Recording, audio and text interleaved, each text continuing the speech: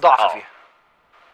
انت جايب تحدي يعني يا فتوح؟ بص انا بحبك وبحترمك والله العظيم، واعتقد كل الاهلاويه بيحبوا فتوح وشايفين ان هو لاعب كويس، وكان نفسنا ان هو يبقى موجود في الاهلي، ولكن لو جاي في تحدي معانا اوكي يا باشا، مصر قبلنا التحدي. يلا بينا، انت مستنينا في السوبر، احنا مستنينك اكتر منك انت شخصيا.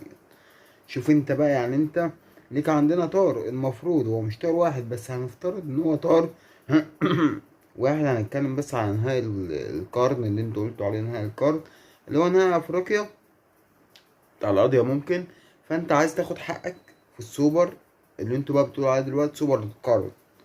تمام، سوبر القرن يا باشا. وبص، تيجي نلعب على تاريخنا، يلا بينا نعيد بقى القارة تاني اهو، احنا بنعيدها تاني اهو. تعال نلعب على تاريخنا، بس المهم والأهم واللي إن شاء الله مش هيحرق الدم، بعد ما نكسبكم ونديكم على عينيكم في السوبر، هيبقى ايه رد فعلكم؟ هيبقى ايه رد فعلكم بعدها؟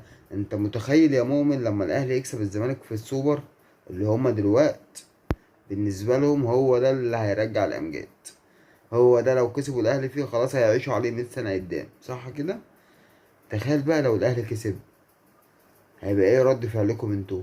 هيبقى ايه وضعكم؟ بص يا باشا، مصر على العموم من غير كتر كلام يعني، احنا مستنيين بعض في السوبر، ويوم السوبر نخلص اي خلافات ما بيننا ونخلص اي قصة ما بيننا يا باشا. بس حكايتك يا زمالك مش خالصة لحد السوبر.